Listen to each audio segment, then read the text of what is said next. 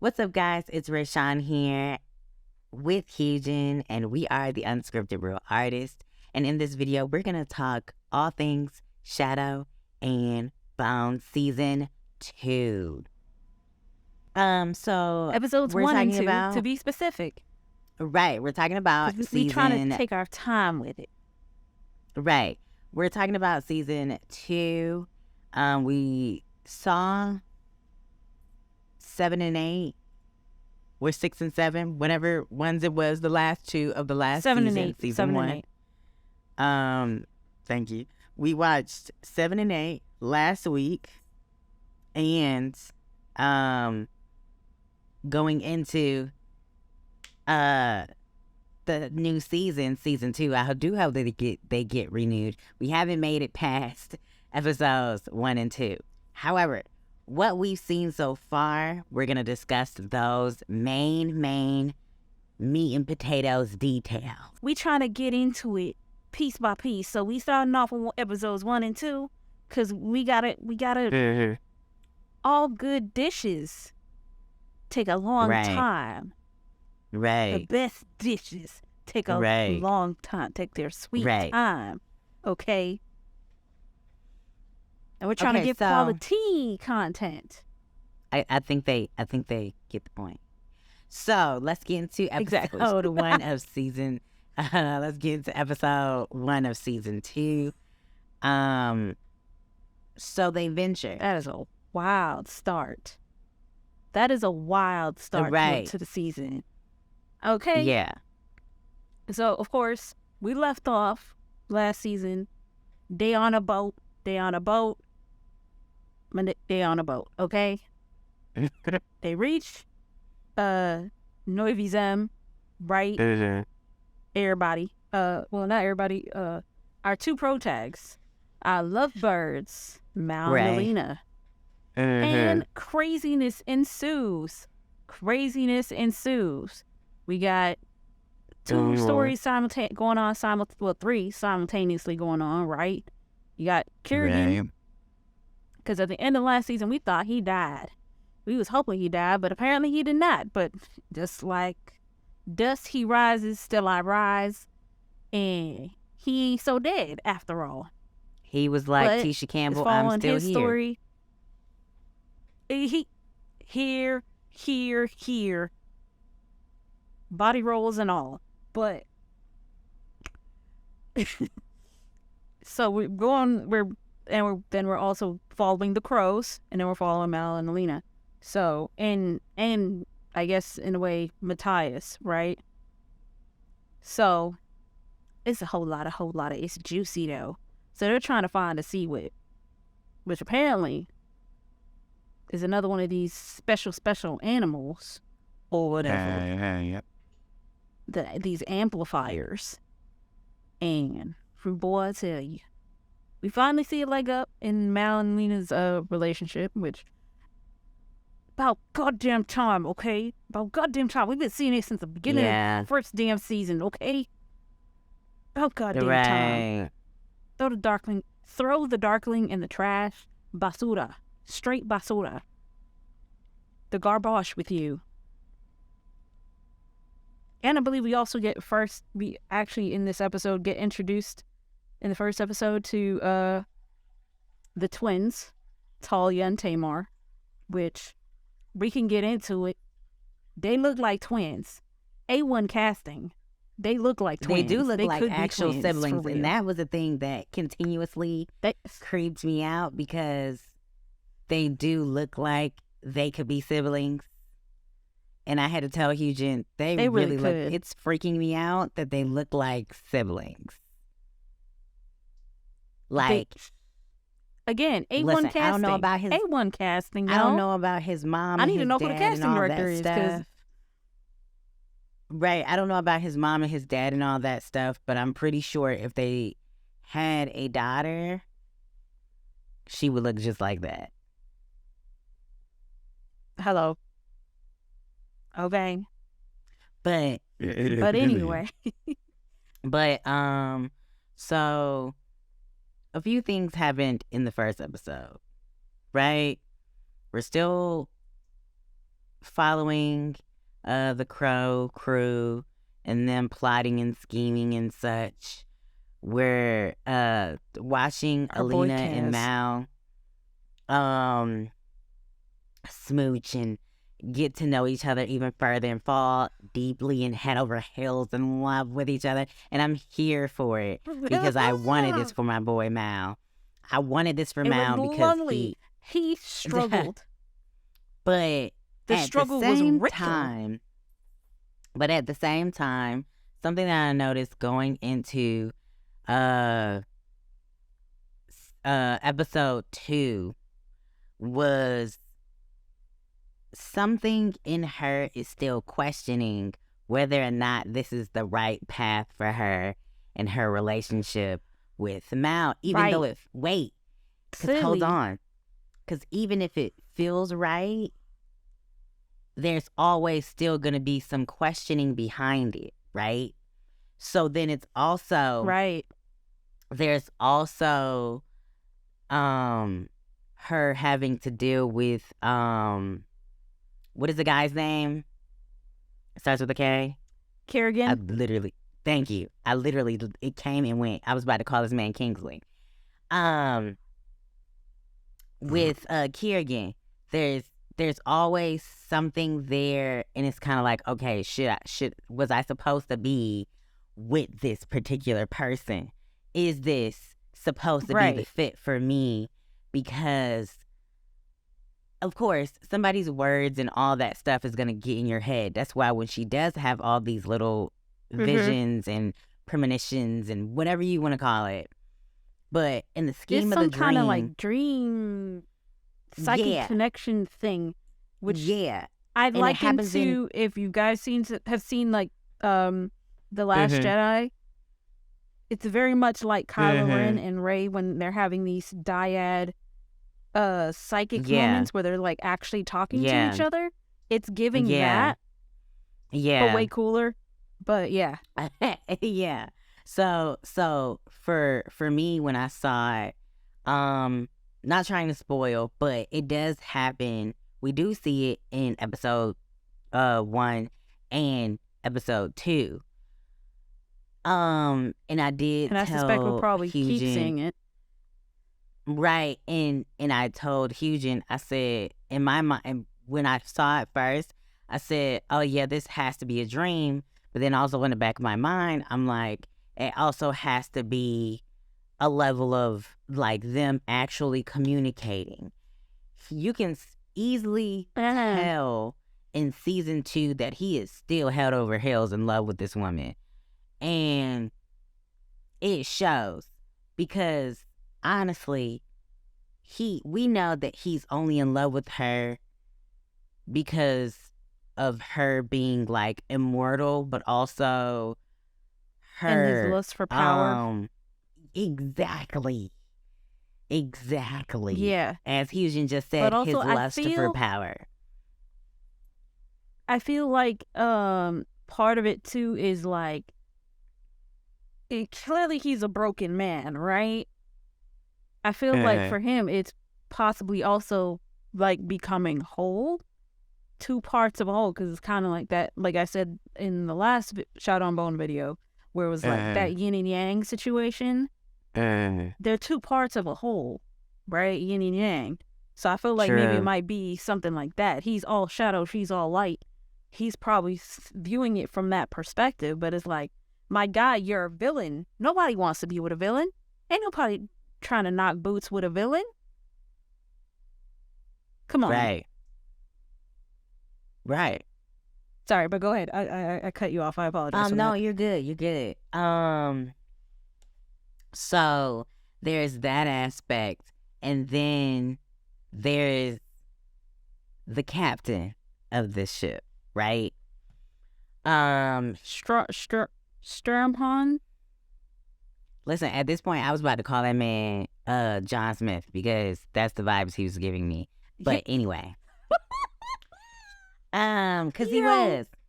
So, then, of course, they befriend a whole crew and then some. you know, and that's cool because a lot of them are Grisha. So I'm just like, okay, but they don't really claim it like that. It's a mixed bag actually. They're not all Grisha. It's just like Regs, Okay, yeah. Normies, So and Grisha, yeah. and she's just like impressed by that because she's kind of like with the Ravkan army. You got first army and second army, and they just separated, and they treat the second army better than they treat the first army. Right. But I like to see that dynamic on that ship. I like to see that dynamic on the ship. It was, and there's a certain level of camaraderie really nice between blend. them too. Right. I will say I would like to see if they're gonna showcase everybody's individual power, like once they have like the huge, because you know it's gonna happen, like that huge fight, a huge battle. Yeah, I want to know if Muggs is gonna just. I want to know if Muggs gonna just jump out the gate and just be like on some Power Rangers stuff and just be like, it's morphin' time. You know what I'm saying? I need that kind of energy. I need that kind of energy. Listen, I need that kind of energy because it's not many shows. Power Rangers that I immediately just thought of. It's moving on. Tyrannosaurus. Listen. You understand? Just stroke the captain going Tyrannosaurus. Give me a whole man. Just hit his face. Just Tyrannosaurus. But you understand what but you understand, like, yeah. I think for this particular show, it kind of like wakes up the kid in you. If you're a child of, you know, the 90s, watching shows like that, in my mind, it kind of reminds me of like the excitement build up towards seeing like a major thing happen. But you get to see that, you know what I'm saying? And you're just like, oh yeah, I already know it's finna go down. I don't even got to see the fight yet, but I know it's going down because Mugs are plotting, they're strategically planning. It's some thought that's going into this. Like everybody has their own everybody has their own individual plan, from the crows to the enemy to the villains, enemies, and beyond. You know what I'm saying? Everybody has their own individual plan. So within this storyline is another storyline because it can go either way. Right. Either way, it leads down to at this point Alina in the season, it could go either way. And Kirya. It just leads to these two. It just goes back to them. Because once he finds her, he already knew she wasn't dead. He just needed a signal. Okay? That's all he needed. Right, a sign. He's still going to venture on and try to go and find her because, one, he want to be free from the trenches, to be honest.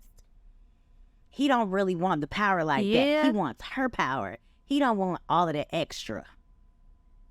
Because he wants her power in addition to his power. And now that she's, you know, no spoiler, but now he want it bad. He's Usher over here. He's like, you got it bad. He got it bad. Minus the rain. And minus that greed for power that... Yeah. Minus the rain.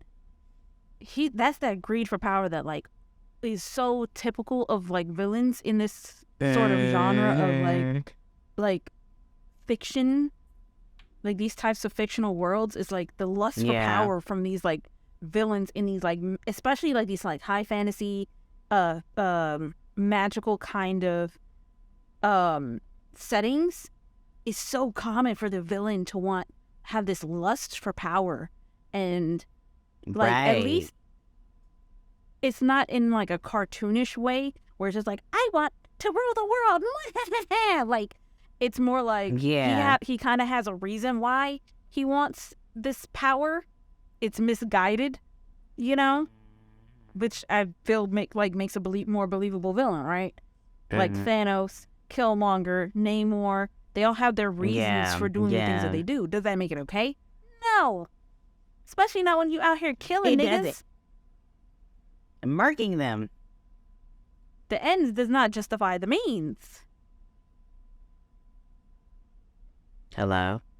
But anyway, But now let's get into all I gotta say, the visuals, man. Special effects, A1. Okay, special effects are A1. yeah. I mean, obviously, for a show of this caliber, you're not out here trying to get like Marvel level effects and that, but it's not Yeah. bad. It's way better than like Xena Warrior Princess back in the 90s. I mean, Because even back then, you could tell that it was kind of crazy looking. But it worked for that time. I know, but even back then, this is not a criticism of it. It is, it was still cool back then, but yeah, I know what you're saying, but I'm saying it still looked kind of crazy. then, You know what I mean? that's just like the putties and how they was just, you know what I'm saying? It But those were crazy dudes back in suits, then. though. I know, I know, but I'm Doing saying this it sounds. was dudes but in I'm suits in these skin tight spandex suits.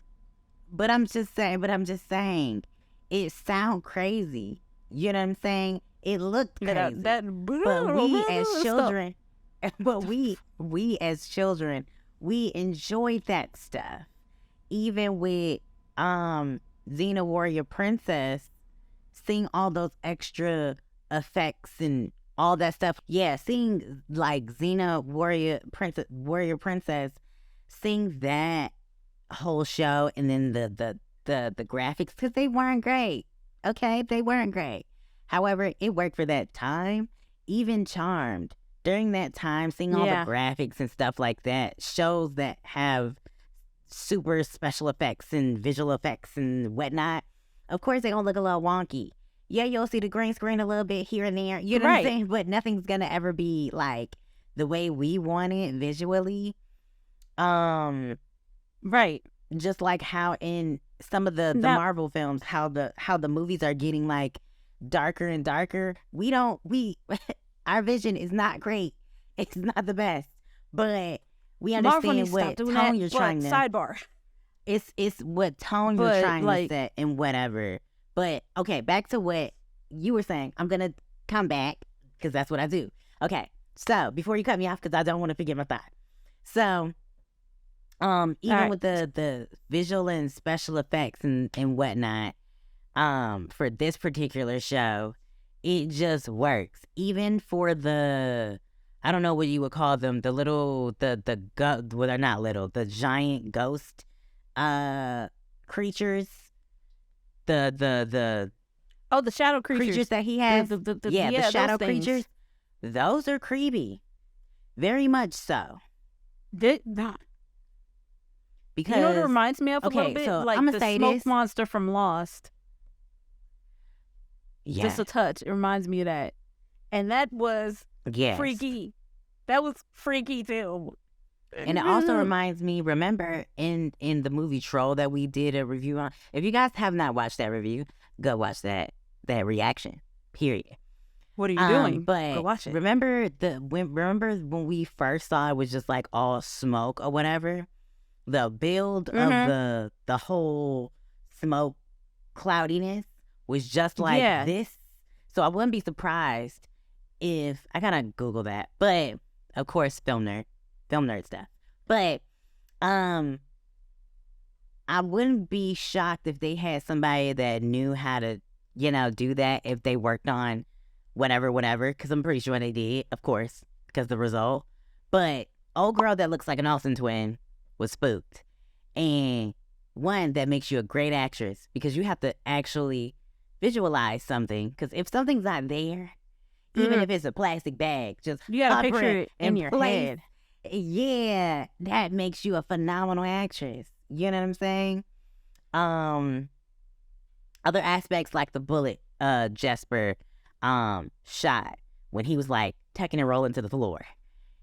The way that thing went like the Matrix, it was like bullet. The Matrix. Yes. That's what immediately came to my mind. I'm like, this is he out here doing the Matrix. Is he out here doing the Matrix? He out here doing the Matrix. I enjoyed it. I loved it. I love the light show, bro. When that was cool. Pivotal moment. That was cool. I love how it's cool because they make it look like plasma, like the sun, like how when you see videos of like the sun and how you have those like coronal ejections, it looks like that, and that those ejections are plasma. So it's just like, it's really cool looking. It's so cool looking. And then what's really cool is like when you during that whole shot, right? Before like Mal walks up and you see like the waves. I don't know if you were like looking, but you see like the yeah, I it's saw almost like it was looking like a signal, like right? sun rays. It's like sun rays a little bit, yeah, here and there. And I was just like, oh, that's dope. That is dope. That is dope. So, okay, so we can talk about that moment. So, as our girl is getting juiced up, she's getting beefed up, right? Once you see it, then roided once up. you She was watch getting roided episode up, 2, okay, exactly. Once you watch episode 2, you'll know what we're talking about. So, make sure y'all she check ate that her episode out. Wheaties, okay. She definitely did. So, with a splash of V8 splash, she was definitely on the hoo-ha-hoo. But, as she's crazy, right? But as Mal is walking up to her and he embraces her, which is something that should not have happened to a regular human being. That is a good point. I didn't even, because I was thinking about that the whole entire time, because even the captain should have gotten said, vaporized or something. Exactly. This is exactly why I feel like he has something on him too. Okay? He got the glow. He got the glow. But he just hasn't, I don't feel like he's shown her what his ability is. And I don't know why, because I don't think he even discovered his ability. He likely doesn't know. If he has an ability, he likely doesn't know, because remember, he was never tested. Yeah, he wasn't tested. Because he was injured at the time. What's crazy is, I feel like low-key, the captain peeped, and he's like, there's something with him. Because he looked at, remember, he asked him where North was? Remember how he said where North was? And he's like, oh, it's where the sun is, and da-da-da-da-da, right? He looked at his compass. He never confirmed whether Mal was right or wrong. And I wish we got a good thing they should have done was show a shot of the compass, showing it but pointing there's probably toward a reason toward why north. we didn't see the compass. Yeah, there's probably a reason why we didn't see the compass. But then there's a point where Hyujin pointed out something that Mal heard something. Remember when he was like, oh yeah, I can hear it, blah, blah, blah. Right. The frequency that he can hear. Mm-hmm. That my the only one that can hear this? And apparently he's been hearing this since the moment they found out she was a Grisha. He's been hearing this sound from her. Maybe. Yeah. She is the key to his power. That is another very commonly used trope in this genre. And then keep in mind that the more romantically involved she has become with this man, okay? Because Mal is a man. Oh, man. Her powers have gotten stronger because she has the person who she's fighting for and trying to protect. And he's doing the same with her. Theory. Theory. I got a theory, okay? Let's think about it. My brain is going galaxy, okay? Jimmy Neutron. What if her powers are fueled by love, whereas Kerrigan's powers are fueled by hate? Because of course, it lines up. Good and evil, hate, love, opposites, all this stuff, Galaxy Brain, Jimmy Neutron, and blasting off. However, what happens when somebody comes between that, aka Mal? You fuel your anger more with more rage. What, the opposites? But you fuel yourself with more rage, right? Because you're trying to get closer back to that positive light, right? Because Alina is the light, right? And the light in love is trying to stay like in sync or magnetic to what is fueling her and what she desires to protect and have within her grasp. Because as he's protecting her, she's protecting him and trying to destroy what is the enemy and what's harming everybody else. It's either going to end, theory, it's either going to end with her getting juiced up by all the other Grishas and everybody else from whatever unit they're from and possibly dying, killing Kirigan because he's that powerful. Her being martyred, basically, because remember, the priest mentioned, I think it was the priest, it was somebody else where it was kind of like, oh no, I think it was Inej, but I'm not exactly sure who it was, but it was basically like saints often get like martyred, which means she would die, and she basically told her to stay alive. But remember, I think it was, I'm pretty sure it was Inej. So it could very well end with her being martyred, but I don't know if that's necessarily the case. But I ain't going. This is the reason why I'm tempted to wiki it, but I'm not gonna wiki it. But don't wiki it because you're gonna ruin the whole vibe. I'm gonna ruin it, so I'm not gonna do it. I'm not gonna do it, please. So if it's something like that, he discovers his powers. He's like, no, teardrops.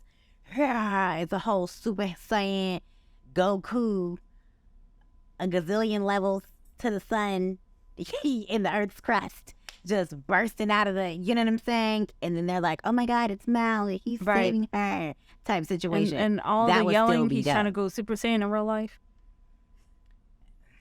Yeah, it would be cool. It would be cool, but because I feel like this is kind of like in the same vein of like how the Hunger Games was written, where it's very much like female protagonist and she saves the world kind of thing. Yeah. I feel, and like female empowerment kind of stuff, I feel like maybe it's probably very much written in that similar sort of vein or whatever. So I don't think she'll, even if, I don't think she'll necessarily die because that's something that Inej warned her about. So I don't know, I don't think she'll necessarily die in this. But, yeah. Well, no, man. Only time will tell. I already know. What I love from like a visual narrative thing was during these psychic moments was the outfits that they put her in each moment. Because it's like the first time, it's kind of like she's hiding. And so, like, she's in, like, a cloak and stuff, right? And then, like, how her outfits evolve from there in those, like, psychic moments. I love the visual storytelling. I love it. Right. How they hint at stuff. And it's just, like, it's so good. It's so good.